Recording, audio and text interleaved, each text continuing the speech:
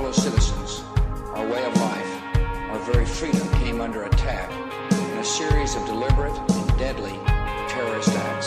Several shots were fired as President Kennedy's motorcade passed through downtown Dallas. None of us will ever forget this day. Yet we go forward to defend freedom and all that is good and just in our world. Mr. Gibson, say again, please. Yes, we had a problem. Ask not what your country can do for you. Ask what you can do for your country. I have a dream. My 4 little children will one day live in a nation where they will not be judged by the color of their skin, but by the content of their character. I have a dream today. Welcome to the Hagmann Daily Show, weekdays 2 to 3 p.m. Eastern Time. And now your hosts, Joe Hagmann and Jon Robberson.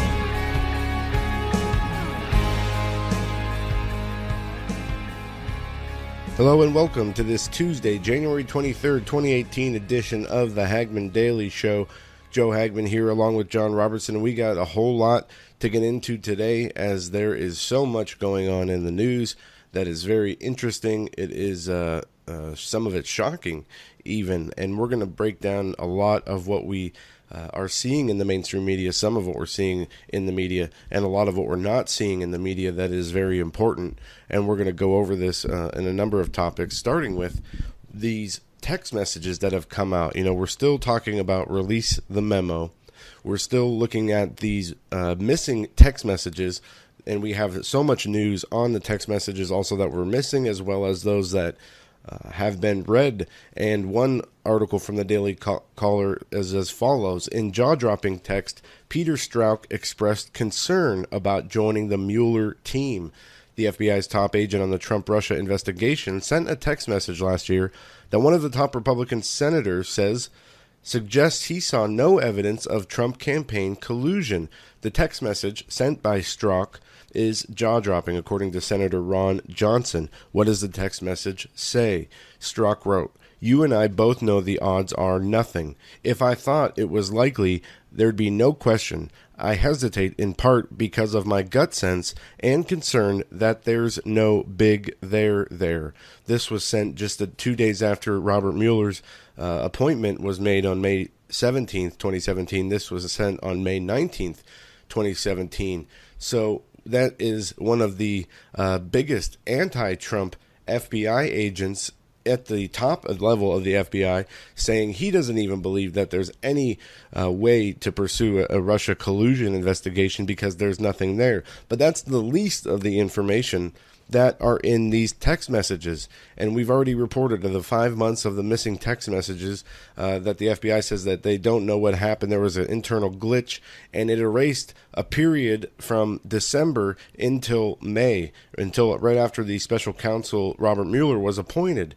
And there is a lot of speculation about what are in those text messages. Some on Twitter are even saying there was an assassination plot or a kidnapping plot.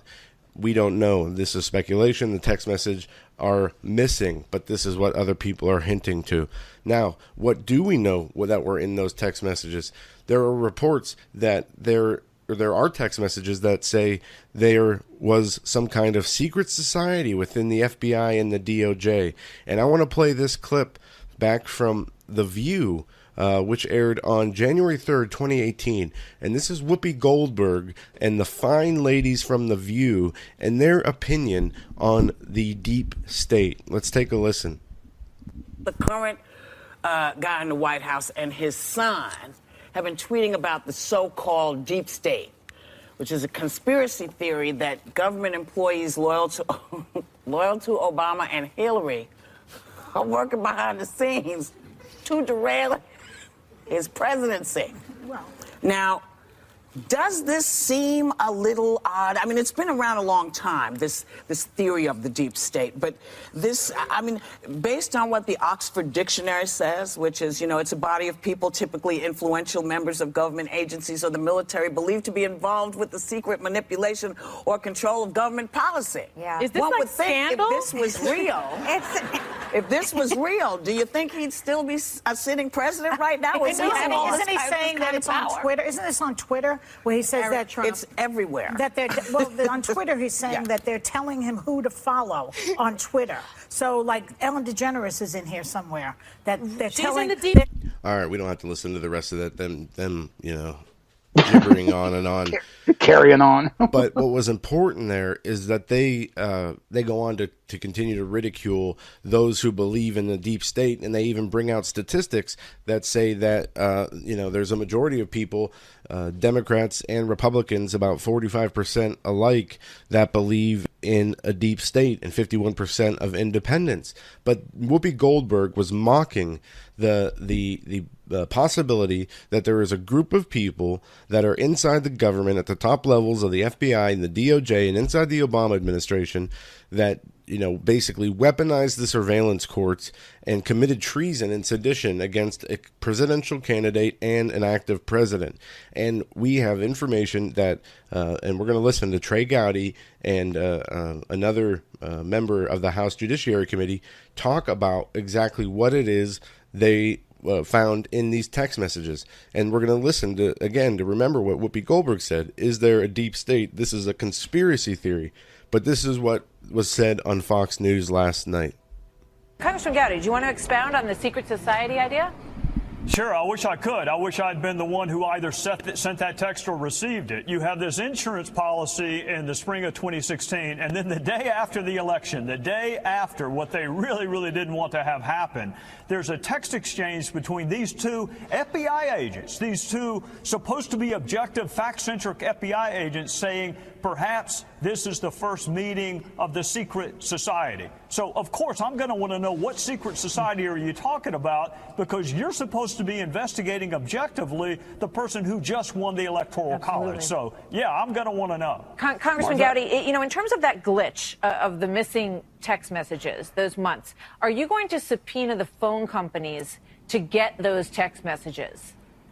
Martha, Congress is not great at using legal process like subpoenas and search warrants. Of course, we want that. I hope Mike Horowitz, the Inspector General, got them. Unfortunately, the way our government's set up, law enforcement is better able to go to communications carriers and get text and instant messages than Congress is. So, yes, I want them, but I don't want them 2 years from now, and I don't want them after a motion to be held in contempt of Congress. I want them sooner rather than later. So either the Bureau needs to find them, or we need to have someone who has really easy access to these text messages, and it may be law enforcement. Let me ask either one of you this last very quick question. The 4-page memo of the FISA abuses that it details, will there be a criminal referral made to DOJ with regard to that? I don't know that Johnny and I, either one, are into referring cases to we used to work there. We're not there anymore. I'm going to let them sort out the criminality. It's not my job to make criminal referrals. It is my... All right, let's stop there. So that is just crazy. I mean, this is exactly what Whoopi Goldberg was laughing at. This is what the people in the media on the left are ridiculing. This idea that there's some, conspiracy against trying to undermine the president of the United States, Donald Trump. Well, it is now coming out as a verified fact that not only was there a conspiracy, but it involved many levels of people, from the Obama administration and the unmasking and the wiretapping to the FISA, the Trump dossier and Fusion GPS and the Hillary Clinton campaign and the FISA warrants and these text messages and the special counsel investigation and the Russia, that they still are trying to blame the release the memo traction on social media to Russian bots. It is insane, but this shows that they're desperate, that they're scared. Now, what is going to happen from here? That's the question. John, what do you make of all this? Sorry, Joe, a little slow on the mute. I wondered where you went. Little slow on the mute uptake there. This is kind of interesting. Well, this is actually very interesting. We have heard over the last couple of years, not only on our platform, but on all of our counterparts across the independent media, we hear this government, as we now know it, referred to often as a corporate oligarchy. So I decided to look up corporate oligarchy. And interestingly, corporate and oligarchy together are not to be found anywhere in the dictionary. So if you look up corporate and oligarchy separately, you get a very fine definition of what we're talking about. Wouldn't that just be a monopoly? Yeah, exactly. It's almost redundancy is what it is. But when we refer to the deep state, I think that we're referring, Joe, to a bloated bureaucracy that is channeled and funded by the major corporations, many of whom, as we know, don't pay any taxes whatsoever. I think the best case in point would be General Electric back in 2012, 2013, with a tax, an owed tax of $0.00. Corporate is formed into an association and endowed by law with the rights and liabilities of an individual of or relating to a corporation, a plan to reorganize the corporate structure, of relating to or being the large corporations of a country or region, but considered as a unit. And then when we go back and read what an oligarchy is, and give me a quick second. Very simply, it's government by the few. And interestingly, it says the corporation is ruled by oligarchy. That's the sentence definition that Merriam-Webster gives. So, Joe, that's what we're dealing with here. We're dealing with bureaucracies, corporations, and NGOs. And in a moment, I'm going to pass it back to you. I'm going to talk for a second about some of the bureaucracies that everyone considers part of the federal government, but in fact are private entities working with the federal government. But go ahead, Joe. Well, John, what about the what do you make of these missing text messages and then the information we have from these text messages and the release, the memo, this whole conspiracy against Trump? That is, I mean, what about the credibility of the FBI? What are we looking at here? Are we looking at and when we look at Trump and what Trump ran on draining the swamp? Is this not these people's own, they've committed, as we talk about the media doing suicide through self-destruction. Are we not witnessing a self-destruction of the swamp to some great degree? And, yes. And when these bullets start falling and these people start being fired and maybe there's criminal prosecutions that come, I mean, what does this do to the credibility of the FBI? And what does this do to the view from the American people of Trump and his administration if this comes out full bore in the media of the full extent of what really happened? What does this do to the Trump presidency as a whole? This is what I want to get into and talk about because absolutely. Well, Joe, it's interesting because I'm gonna play Joe Hagmann for a moment here. Whereas I would like to think that first of all, where do you misplace such an enormous number of text messages? Somebody sort of stated in a very pithy manner on Twitter this morning, if we only knew where to find the text messages, and parenthetically they put, well, the NSA probably does. But where do we lose all these text messages? That's question number one. But the big question, as you just posed it, even if these things were proven, Joe, proven in a courtroom manner, in a prosecutorial manner, would it create greater empathy for President Donald Trump, or would the low information to no information 324,000 subscribers to The View on YouTube, would they even care? I'm almost beginning to believe what we saw with the Women's March, quote unquote, over this past weekend, that these people, I sometimes feel, Joe, like they won't listen to anything, regardless of how they'll view it as payback. Sensitive it is. That's exactly right. They'll view it in a vitriolic and I would say even a satanic way. They'll view it as payback. Exactly. Go ahead, brother. No, they will, but that doesn't matter. And I've seen a lot of talk on the internet and other places, this Q stuff that's been ongoing. There's been some more information that he's put out, and I heard, and I think, I don't know if I'm quoting him or somebody else, but they talk about 60% of the information must remain hidden from the public because of the shock value or something, and that's BS. Because how else are we going to fix the problems that we have in this country unless you tell the world exactly everything that's going on? You don't keep anything a secret. You can't fix the things if you don't expose it, if you don't rip the whole Band-Aid off, which I hope people understand that. That's one thing, but will it get covered by the media? CNN still doesn't even acknowledge, basically, they released the memo and have not said word one about these text messages. And this is what I wanted to talk about, the dynamic of the media versus the Trump administration battle, because we saw Trump launch the fake news awards, and they hate that. The media hates that. That's their biggest pet peeve, is to be called fake news. And actually, I feel kind of bad for him. I got something up on Hagmann Report right now where a man was arrested. Okay, now I know you're not feeling well today. A man was arrested over making threats to drive to Georgia to gun down all the fake news CNN employees. A suspect whose name is being held back, reportedly called the network 22 times about a week ago, accusing it of purveying fake news, saying, "Fake news, I'm coming to gun you all down," he told CNN operator in one of the threatening phone calls, which is kind of crazy. Well, you don't need that kind of pushback. But what I'm a saying jackass. is, Hold on, I want to jump in for a second. Listen, mister, you're doing our cause zero favors and 0 cents. That's ridiculous. In the environment we live in, post-Vegas, post-Sutherland Springs, and it goes on and on and on. I memean, can it, mister? Enough's enough. That's just, I'm sorry, Joe. At least he didn't go do it. That kind of got my goat. At least he didn't go do it. But the the fake news awards, which is so interesting, the media calls it an attack on the First Amendment.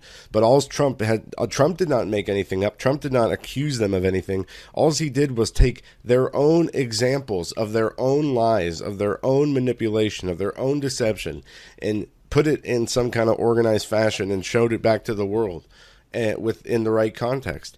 And it shows a pattern of behavior. And it shows that this media is against not only Trump, but the Trump base and the American people who support him.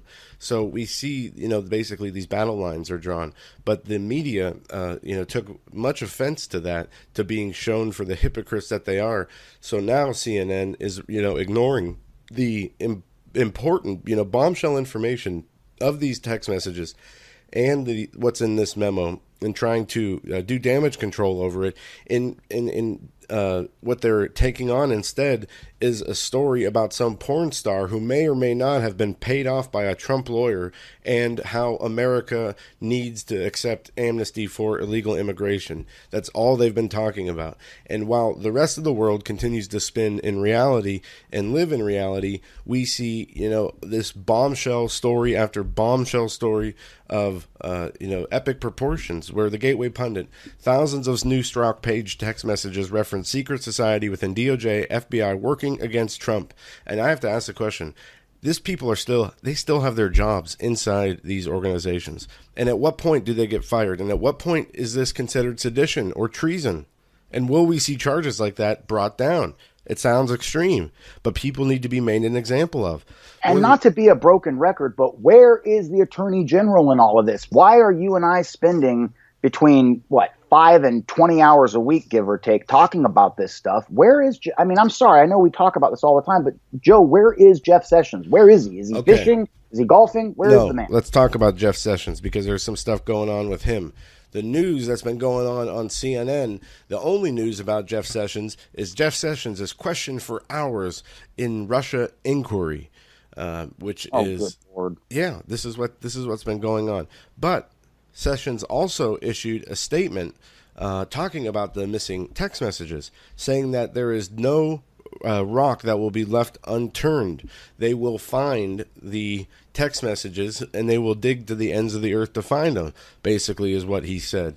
So he has acknowledged what is going on here, and there's a possibility that a special counsel will be appointed specifically over these missing text messages. Now, will that happen? I don't know.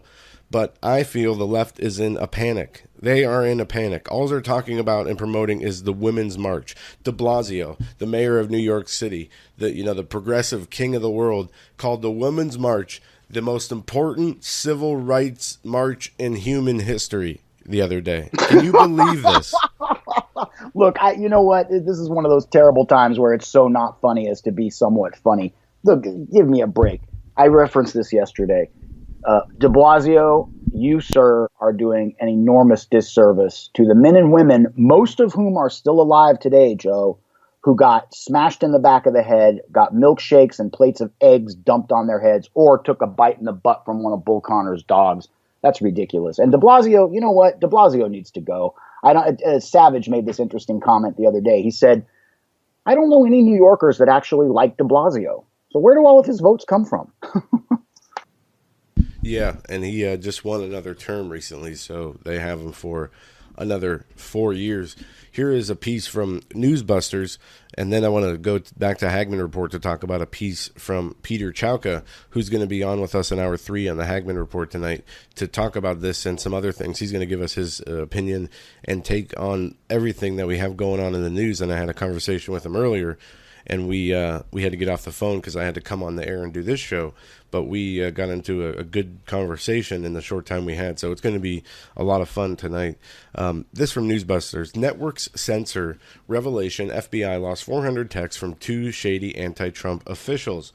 There were disturbing revelations out of the FBI over the weekend when it was made public that the Bureau had somehow lost roughly 400 messages between anti-Trump investigator and a lawyer he romantically was involved with. Since then, there have been calls from Republican members of Congress for another special counsel to investigate the FBI's shady handling of the Clinton email and Russia investigations. But despite this bombshell news, the 3 major network outlets, ABC, CBS, and NBC, and we'll throw CNN in there, and I don't know about MSNBC, have been dead silent.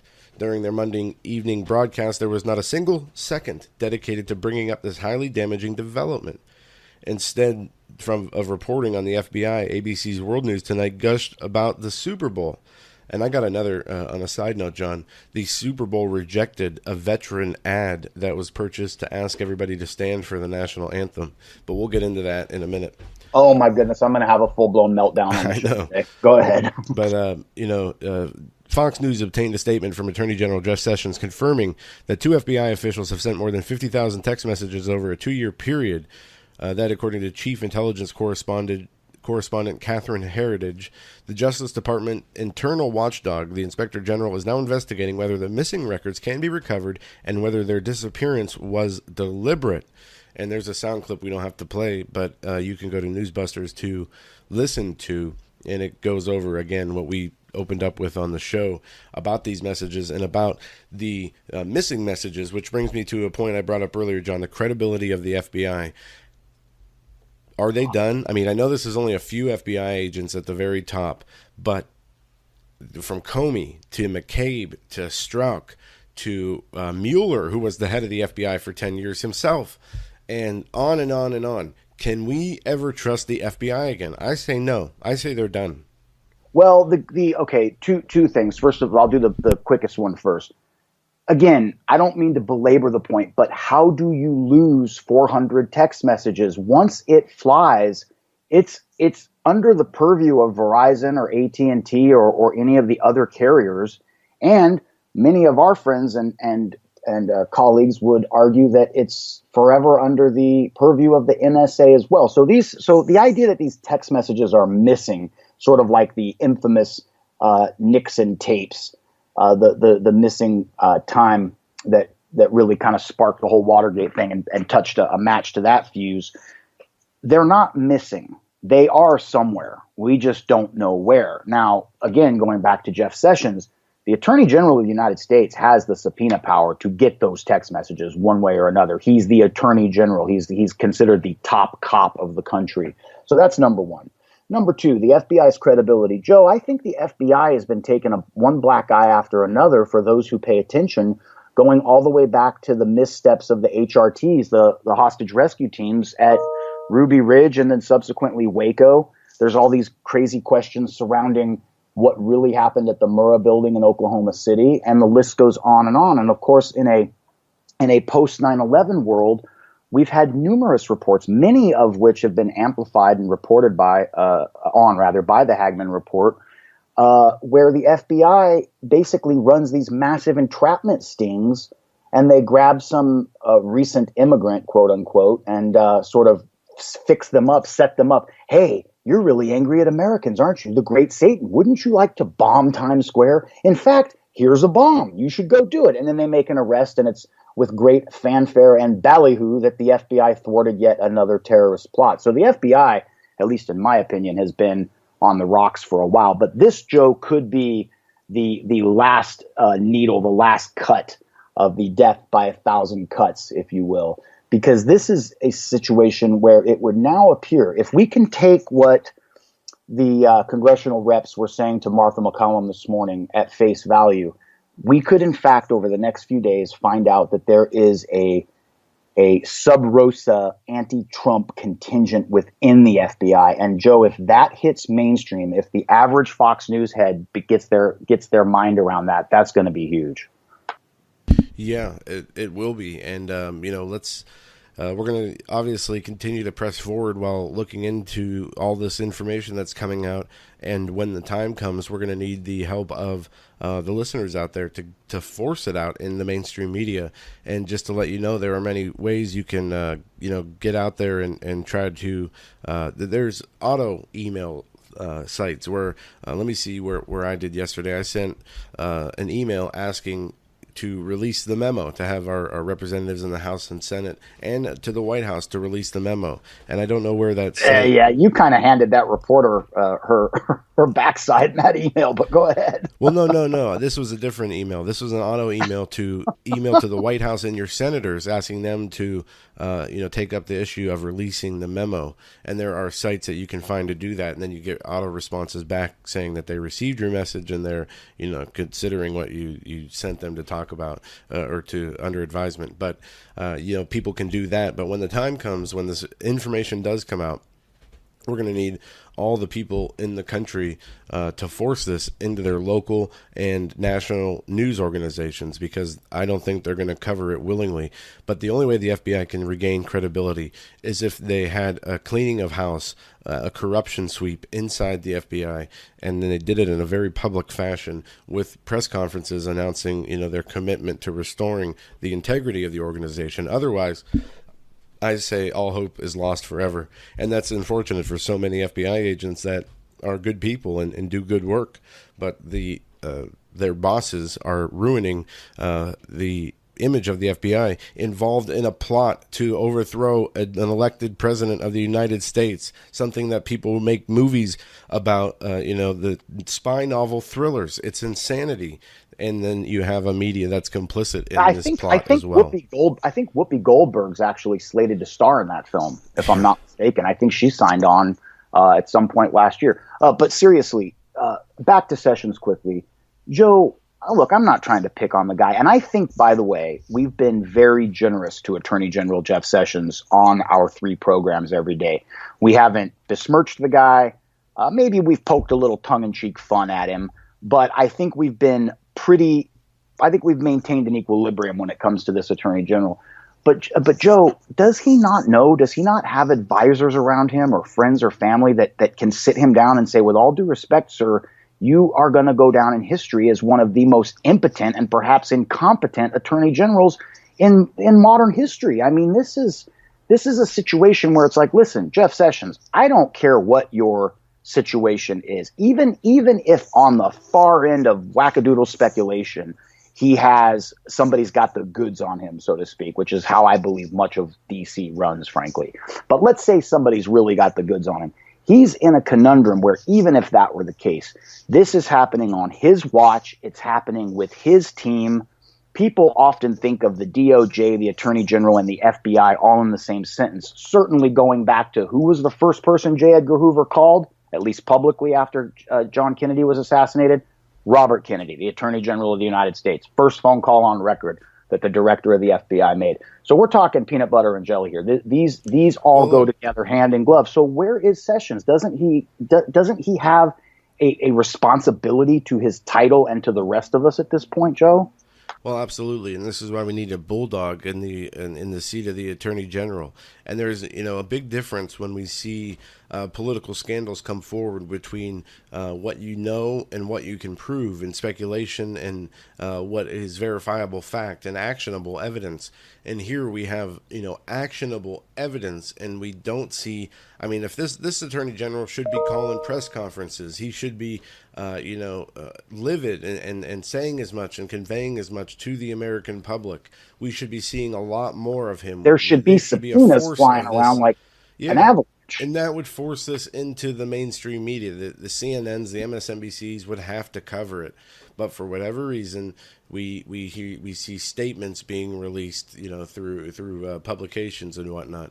I don't understand it. You have these people up against the ropes. They are going to be dangling from a noose in a. I guess that's a poor. Go for the kill shot. But you're on the right track. Go for the kill shot. We've got them up against the ropes. 2 body blows, and let's put this thing away. And we don't see as of yet. And I don't know, Trump. Maybe he is. I can see Trump, staying back in this and not commenting too much, because you don't, people always say anytime he says something, it always muddies the water of an investigation. But either way, what Trump did say, Trump kind of a sorry thing to say about the president. But go ahead. Whoops, this from the Washington Examiner. Trump, missing FBI texts is one of the biggest stories in a long time. President Trump on Tuesday called out the FBI for saying it lost texts between two officials who could be the key to showing that the special counsel's team investigating Trump was biased against him. The Justice Department said it's now reviewing new text messages between Strzok and Page, former FBI agents, blah, blah, blah. We already know. It's one of the biggest stories in a long time. The FBI now says it is missing 5 months' worth of lovers' Strzok Page texts, perhaps 50,000, and all in prime time. Wow, Trump tweeted Tuesday morning. So what he's saying is this, and it's accurate, this is one of the biggest political scandals in modern history, and it is going to go down as such because we're only seeing the very beginnings of it finally come to the forefront, and it's something we're going to be following constantly as it does unfold. But John, I want to go a couple other places before we run out of time today. Let me ask you a quick question before we move on. Okay, and bear with me, but isn't it time for President Trump, and believe me, I'm not trying to pick on the president per se, but shouldn't he call AG Sessions into the Oval Office and say, with all due respect, sir, you've got a job to do. Now get it done. I mean, the president can put that kind of heat on the attorney general. In fact, he's the only person to put that kind of heat on him. There's got to be, Joe, there's got to be a subplot that we as the American people as a whole are unaware of here. There's got to be some kind of counterbalance, some kind of blackmail, somebody. There's a monkey wrench in the gears here somewhere, whereby somebody at the top of the DOJ or within the administration cannot effectively lay down the mandate because their own butts are on the line. That's just something my like that, yeah. analysis. But anyway, go ahead. No, and obviously you're right. There's a subplot missing from the public perspective, and I don't know that we'll ever know what that is, but it's not helping. That's for sure. It is hindering. It's marijuana. That's the subplot. I figured it out. Yeah. Marijuana. Sessions is going to go after the potheads on the West Coast, and then we're all going to be okay. Well, I think we can all agree that this, attempted and active subversion of the president is the most important story in the country right now, and I don't think anybody would disagree with that unless you are on the far left and you don't care about the rule of law and the foundations of this country. But John, this is a headline I threw out there. Unless you're on a lot of pot. Go ahead. NFL rejects Super Bowl program ad submitted by Veterans Group. The NFL rejected a one-page ad for the NFL Super Bowl program submitted by AmVets with the message, "Please stand." The veterans organization called the corporate censorship and said similar ads were accepted by the NHL and NBA for official proposition at their All-Star games. The Super Bowl game program is designated for fans to commemorate and celebrate the game, players, teams, and Super Bowl. NFL spokesman Brian McCarthy said to USA Today Sports, "It's never been a place for advertising that could be considered by some as a political statement." So, yeah, right. The NFL has long supported the military and veterans and will again salute our service members in the Super Bowl, blah, blah, blah, blah, blah. Anyway, they said no. Do we get the demonic halftime worship again this year? Oh, I'm sure we do. Who's performing this year? I think, is it Justin Timberlake or is it, I don't know. I don't remember. It's obviously. It might be Lucifer and the Satanic Seven at this point. I don't know. Joe Scarborough. Did you see his, he put out a music video, John. Did you see it? No, only the Mark Dice thing, but go ahead. Oh my gosh. Let's see if I can find it. So Joe Scarborough, champion of women's rights and wife of Mika Brzezinski, put out a... Did you just say wife? Joe. Yes. Good for you. He's the host of Morning Joe, and he put out a single called Stand. Let's take a listen.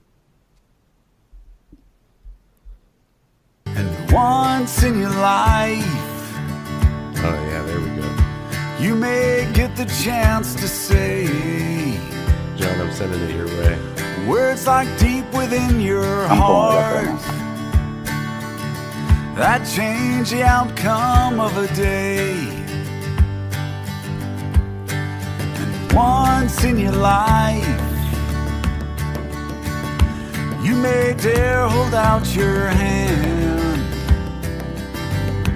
to a stranger in need. All right, that's all we're going to play.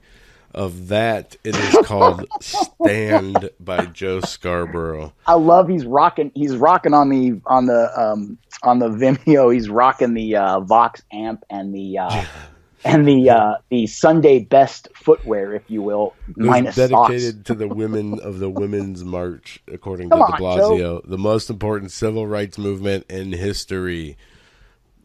It's I so wonder funny. if up to that one. There was an earthquake yesterday, John. Did you see the panic? That 7.9 in Alaska. Tsunami effects all over the place. Tsunami effects that were in effect for 4 hours. People evacuated. Yeah, there was a big concern of a tsunami on the West Coast, and there were a number of stories that were on Drudge that where you can just do a search for and see the different people as they were going to shelters and getting in their cars and evacuating the coastlines along Alaska. And the tsunami warning extended all the way down to the lower west coast and to Hawaii. And John, I know we talk about the dangers of natural disasters and such a lot, as we've seen just recently from the hurricanes and the wildfires. But the tsunami is a huge possibility of danger. We've seen tsunamis kill, was it 2005 on Christmas Day, wiped out almost 400,000 people in the Sumatra area around Well, there were two. There was one on Easter and another one on Christmas. And that's what was so bizarre, is they fell on these Christianized holidays. Joe, quickly, I just moved from a tsunami warning zone for only 40 feet above sea level, where I was living on the Straits of San Juan de Fuca in Washington State for about a little over a year. And when you have the signs everywhere and the warning sirens everywhere, it makes it very real. And interestingly, where I was, you could, if you had time and a good warning, you could get in your car and you could get 3,000 feet, 4,000 feet in elevation very quickly, because right on the other side of the interstate was one of the entrances to Olympic National Park, where you can gain some serious altitude very quickly. But the tsunami warning is no joke. And I think one of the interesting takeaways from the Alaska issue, first of all, a tip of the hat to the emergency services people up there. It sounds like they were really on top of this. But the other thing is, these tsunami warnings were in effect up and down that area for over 4 hours, from about midnight to about 4 a.m. Pacific time. Yeah. And there were those sirens were going off in Alaska, so you can imagine the panic that must have been when people heard those going off. And one thing that is unclear is, was there damage from the earthquake, or was this more in the ocean? It looks like it was kind of in the ocean, but I don't know if there were any deaths. There doesn't seem to be any reported deaths from what I can tell.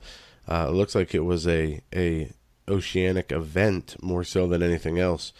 And the buoys are still going off. If you go to NOAA, NOAA, and you go look at the buoys, you can see in real time and click on them, and they show you the fluctuation over a period of time. Each buoy has a chart you click on, and you can see the activity. So it's always nice. I always pull that up every time we see events like this. Well, Joe, our listeners, many of them will recall the enormous earthquake. I think it's one of the biggest on the West Coast in West Coast history. Now, that may be minus some of the really big ones that have happened in Mexico. But in the late 60s, I believe it was either 69 or it might have been the early 70s. There was a huge earthquake. I believe it was centered in Anchorage. That was a 9 point plus, and that dropped the majority of the town. I mean, that was sort of like a San Francisco Bay Area, Loma Prieta meets. Was this in the 60s? Northridge. Yeah, it happened. I think it happened in. I'm trying to pull it up right now. I've seen documentaries 69 about boats in the little bay harbor there when that hit, and how it flung these boats up. The waves were hundreds of feet high, and I've seen a lot about that. And there was also a few where avalanches into the ocean or into the bay there have caused crazy tsunami type events, localized events up in Washington and in Alaska. And looks like there's been a number of aftershocks here too. 2.5, 56 miles from Homer, 3.0, 125 from Fairbanks, 3.0, 143 from Fairbanks. So there's been a number of aftershocks. You can't, interestingly, if you type Anchorage earthquake into Google, the historic earthquake, the infamous earthquake we're talking about, is buried under hundreds of stories about what happened early this morning. But certainly, the Alaskans are a hardy people, and again, it sounds like their emergency services, their EMS people, were really on top of this situation. They had warnings out within just a moment or two of the earthquake, at least according to the news. Well, from the Daily Caller here, back to politics, I just want to bring this to light. This was from a few days ago, but it's still trending. It was also on Hagmann Report. The Obama administration's brazen plot to exonerate Hillary Clinton starting to leak out, according to former federal prosecutor. A former federal prosecutor says the truth is starting to seep out about Obama administration's brazen plot to exonerate Clinton and frame the incoming president with a false Russia conspiracy, according to an exclusive interview with the Daily Caller Foundation. His name is Joe Genovia. Former federal prosecutor connects the dots on former Obama administration Justice Department and FBI officials who may have violated the law and perhaps committed crimes. Now, this is the other side of the Trump-Russia conspiracy, or the Trump FBI conspiracy, where the FBI, DOJ, and the Obama administration with the FISA courts had rigged it so and weaponized it to go against and subvert Donald Trump. But the other side of this is that that same group of people use the same systems of our courts and law enforcement agencies to exonerate Hillary Clinton of felony charges from mishandling classified information, which some could even also suggest or charge with sedition. For the mishandling of that information and the way she carelessly sent it around, and it was shared amongst her inner circle on private email servers outside of government servers. She should be in jail for her handling of that information at the very least. But those same group of people who went after Trump and formed us a secret society, to subvert Trump, are the same people who exonerated Hillary Clinton. So this is all connected in one big, messy circle. And this all needs to come out into the public, and it needs to be, these people need to be held accountable. If nobody's held accountable, it's going to be far worse in the end for this country. So let's talk about this guy for a moment that you just brought up, attorney Joe DiGenova. I believe it's D-I, capital Genova. This from the citizenfreepress.com. This is a new platform to me, Joe, but citizenfreepress.com headline. DiGenova exposes Obama's brazen plot to exonerate Hillary and destroy Trump. Now, there's a video embedded in here, and certainly I'll watch this after the show, and we'll probably want to pick this up tomorrow. But it says a former federal prosecutor says the truth is starting to seep out about the Obama administration's, quote, brazen plot to exonerate Hillary Clinton and, quote, frame an incoming president with a false Russian conspiracy, end quote. And it goes right back to what you just said, according to an exclusive interview with the Daily Caller News Foundation. Joe DiGenova, a former federal prosecutor, connects the dots on former Obama administration Justice Department and FBI officials who may have, quote, violated the law, perhaps committed crimes, end quote, to politicize law enforcement. Can't believe that. To politicize law enforcement and surveillance against political opponents. This is starting to sound like the Soviet era, Joe. Well, that's exactly what it is. And now the only question is bringing these people into a courtroom and having them charged criminally and seeing them held accountable and going to jail. Let's see. Who could do that? Let me think real hard here. Who could actually get this into court, Joe? Help me out. We need like a big time attorney of some sort. Got any ideas? Hey, not to sidetrack here, but I'm seeing this, John. I don't know if you can see this. Alex Jones is reporting that he was just given the memo. Said it was sent to him by William Benny, who advises Trump will release the link soon.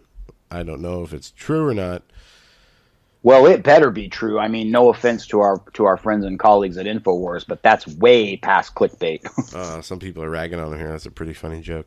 I'm not going to read that one. You'll have to share it with me later. So Jones you is can't saying be. He doesn't have the memo. Okay, so I back can't to imagine. basics. Back to basics. There are two things that are at the forefront this evening. And Joe, you mentioned we have Peter Barry Chaka joining us this evening. And again, he posted at Hagmann Report the following article, and we'll talk about it tonight. Starting April 1, illegals in California can vote legally. So we've got Peter Chaka coming in hour 3. We have Tracy Beans, who's agreed to join us last minute for half an hour from 7:30 to 8 to talk about, Joe, these two enormous pieces of missing information. And I just want to make sure our listeners really have this down pat when they depart from the Hagmann Daily Show today. We've got 400 missing texts, which, again, I think we can agree are not missing. They're just somewhere we don't know where they are. They're from the time period from right after Trump was elected to right when 2 days after Special Counsel Robert Mueller was appointed special counsel. So the Comey firing, all that time period, all that is important text messages about from Trump's election to the appointment of Robert Mueller are missing. Probably the most important time period of the messages you can have, and conveniently they are missing, which I don't buy for a moment. The FBI wiped them clean, yes, with bleach bit with a cloth, and they are nowhere to be found. And I'd be very surprised if they do show up. So InfoWars is reporting that they have released the memo and they have posted it on their website. And it looks like Joe, it's a I'm lot gonna more give than you a 4 minute pages. I'm going it's to like give you a 100 minute pages. to find that. Okay, so there's two huge pieces of data that we as the American public demand some information on. The first is somewhere between the 4-page and 100-page, sorry for the 96-page discrepancy there, FISA memo. That's what we've had a number of congressmen talk about. We know that a handful have seen the memo, Joe, and according to your father and your reporting last night in hour 1 on the Hagmann Report, it could be up to 19 days if Devin Nunes of California chooses to sort of extrapolate this out to the 11th hour, 59th minute. But as you, I think, aptly stated last night, Joe, it could also be done by lunchtime today. So there's the FISA memo. Now there's these 400 texts that are the other huge missing puzzle piece. Can you imagine what type of red alert news environment we're going to be in if both of these things drop in their entirety at the same time? Yeah, it's going to be crazy. And this might be the memo, John. I don't know. I'm reading it. I'm on page 2. It might be the memo. I don't know. I can't say for sure yet. Well, if it is, it's going to put InfoWars. I mean, you might as well chisel Alex Jones's face into Mount Rushmore. Let's see. I can't say for sure yet, but it does look. Some of it's redacted. It mentions it's about the FISA court and the agencies involved and the review of the warrants that were filed there. We're going to have to go through this off air. We've got some we don't reading have enough time. Tonight. We've got some to do before tonight. Quickly, Joe, I know development if it is the memo. Huge development. My goodness, and it's happened. We've had a couple of really big things happen while on air. This reminds me of last spring when you and your father were hosting IQ Al Rassouli on air when we got breaking information right in the middle of the Hagmann Report, the evening show, that the missiles had been fired into that air base in Syria. Remember that? Yeah, that was pretty insane. So Alex Jones and InfoWars, they may have this. If it's appropriate, we'll contact some of the folks we know over there. But of course, we'll do the vetting of what they've made public first. But Joe, another thing that's kind of been swept under the rug a little bit, and maybe these things, I mean, I don't want to be too conspiratorial, but maybe these things are timed. Okay, I don't know, John. I don't mean to jump in here, but no, go ahead. I don't know that this is the same memo that is the 4-page memo compiled by Devin Nunes. Unless that's part of this, I don't think we're talking about the same memo. Well, there's got to be tens of thousands of actual FISA memos if you want to get down to the base definition of a FISA memo, correct? This does detail abuses of the FISA court, but this does not. Obviously, again, I'm going to have to go through it, but initial reaction is this was something that has been already, this is something separate, but we don't know. We'll definitely keep our eye out, and I'm sure by the time we come back on air tomorrow, the audience will figure it out for themselves, what this is. And for us. Yeah, and Hey, for us. Joe, I want to hand you, we've got, about 6-7 minutes left, and I know you've got some other things you want to get into. But I just wanted to make sure to remind our listeners that this enormous PDF is now available with a very detailed timeline, at least according to Las Vegas Metro Police, that details the comings and goings of Stephen Paddock from the time he first arrived in Las Vegas up until the moment he reportedly shot himself to death with a little Smith & Wesson revolver there in the room at Mandalay Bay. But I made it through about the first 40 pages of this last night, Joe. It's creepy. It's really full of creepy detail and intrigue. It reminds me of the book that Gerald Ford wrote about Lee Harvey Oswald. It's an entire book. I read it years ago, that details Oswald's life for 6 months leading up until, his amazing 3 shots with a rifle that wasn't even zeroed in. But I digress. This Vegas PDF reminds me of that. But do you have any comment or any ideas about the timing of this becoming available? And also, you mentioned it yesterday, but it seems very strange to me that the script has been flipped in Las Vegas, where now it's Las Vegas police that seem to be forthcoming with the surface story, and it's the FBI that's pulled back and said, well, there might be more to it. Any thoughts? Yeah, I don't know, John. What I read through last night, I did not, with all the other stuff going on, I did not pick up and continue today. But there is a lot of information in this report. I just don't know what's accurate and what's not. There seems to still be some conflicting accounts on the time period, and as far as what the Las Vegas versus the FBI considers the further suspects of interest or other people involved, they seem to be headed in 2 different directions. So that's something that we're looking at, and we will continue to report on. One of the interesting things in the Vegas, whatever you call this, preliminary investigation report, is they have a few images when they show where the bodies are or where the dead bodies were found all around the venue, and they count. Yeah, those were grim. 34 aerial shots. Yeah, they count 34 different areas where dead bodies were, and the rest died in the hospitals. So it's pretty it's pretty crazy to look at and to see the carnage that was created. And then you read the report, John, as you said, and you look at, say this, we take this at face value, except obviously we don't know what the motive was, and we look at the basically the diabolical plot to murder as many people as possible, and you have to just go back to what was the motive. And it looks to me, the more I look at this, and I continue to think terrorism. I continue to think maybe Islamic terrorism. I don't know what any other explanation would be at this point. Me neither, but there are 3 things that jump out again just from the first 40 pages or so of the report, and I'll just lay these on our listeners quickly. The first you already hit, Joe, which is the report indicates from an aerial point of view, from an omniscient point of view, 34 KIAs right there, at the time these people are dead. It was pretty sad. 4 or 5 of whom actually were, I guess, dragged over to the medical tent and died right there on the spot. But of the number of actual gunshot wounds, we got a report 5 weeks ago of how many people died of gunshot wounds, and all of us were really amazed that it was as high as it was. We thought for sure that a number of deaths would be due to stampede and crowd reaction to the gunfire, but in fact, the vast majority of the deaths, at least right now, are according to the I believe it was the medical examiner's report, are gunshot wound victims. But the other 2 things that really jumped out at me and just seemed very odd. Paddock had an unusual number of handguns and 12-gauge shotguns up there in the room. Now, one thing the report does very well, it enumerates all of the firearms that were up there in the room, and most of them make sense. They're mostly AR-15 or AR-10 platforms. There's a couple bolt-action hunting rifles, but he has an unusual number of shotguns. I mean, who brings 5 or 6 shotguns to a sniper? Yeah, and pistols too, and a lot of handguns, a lot of 9mm. And then the other thing that struck me as very odd is it specifically states in this report that an East Wing which is a good brand of hammer. They make hatchets and axes too.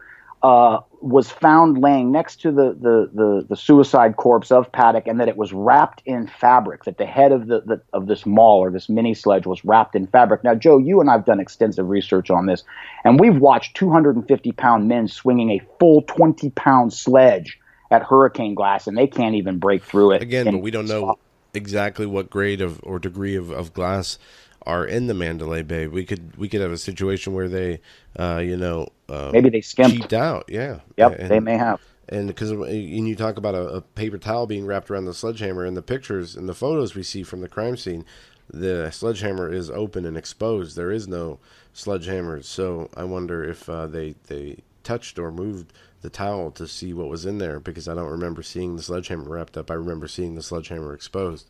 Oh, there's one other interesting point too. The one Las Vegas Metro, I believe he was SWAT, but there was a negligent discharge up there as well. Three-shot burst by a SWAT member. Anyway, go ahead, Joe. Yeah, and it's pretty interesting because there was a debate about that from the scanner feed that went out, because it does detail other shots that were fired, and there was like a big conspiracy about it, and an officer did accidentally discharge his weapon into the chair and entertainment center and wall in a 3-round burst. And I thought that was pretty, I mean, of all the things to have happen, is that, do we buy that as true? Or, I mean, I don't know. Well, there's one part that could be true, which is that many of the M16s and then the M4s, the shortened version of the M16, they were moved over to what's called the A2, where you depress the trigger and you get a 3-round burst rather than full automatic fire. So one trigger depression, if it's the A2 model, would create a 3-round burst. So that part kind of makes sense, but go ahead. Yeah. And then the other thing that is interesting about this report is that it shows several indicators of intent on the part of Paddock to have other venues scouted out for possible attacks, from Lollapalooza in Chicago to a Life is Beautiful music festival held in Las Vegas, as well as a event on the beach in Los Angeles. And he inquired about, different rooms with angles and windows that were favorable to, shooting from those positions into crowds. So there is also questions as to why this target, obviously there seems to be a lot of planning going on here. And if this is all, again, to be taken at face value, why did he pick this venue? And I would just, out of my top of my head, say maybe his familiarity with Vegas, because he seems to have lived there. But yeah, again, there's so many questions we can't just answer. It's all speculation. Anyway, as we are getting towards the end of the show, I just want to make sure to mention there is a PayPal link in the Blog Talk description. If you can help support the show, we really do appreciate it. It goes a long way, and we thank you so much, as well as all those people who listen to the show. Continue to spread the word about this show to any and everybody if you find it important, and we will continue to put these pieces up on YouTube as well, as we had a lot of response from the last few that we put up on YouTube. John, I don't know if you saw that. I not only saw it, I'm very appreciative to everyone who's sharing the show. Keep this in mind, listeners. We are on top of the memo. We're on top of the missing text, but we can't forget something as important as Vegas. It was only 3.5 months ago, and thousands of lives were changed forever. So we're not beating the drum on dead news. We are sticking to this because we want answers. Oh, and one last thing, John, did you see in the Las Vegas report, we got a picture of the alleged suicide note that apparently shows trajectories, what the sheriff commented on in the past about what was left on the note. Has a few numbers scribbled on it, 3,000 or 2,000 yards equals this, 500 equals this. So maybe though that was what many said were the suicide note. But anyway, we're going to continue to look into this, and it is very fascinating, to say the least. Thanks, everybody, for joining us. Have a great day. We will see you back here tomorrow. And remember, email your congressmen, your senators. Get that memo out into the public.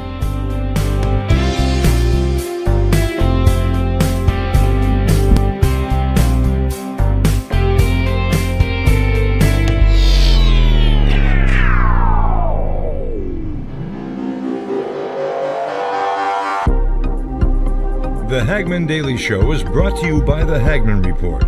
Tune in to the Hagmann Report weekdays, 7 to 10 p.m. Eastern Time. For more information, go to HagmannReport.com. That's HagmannReport.com.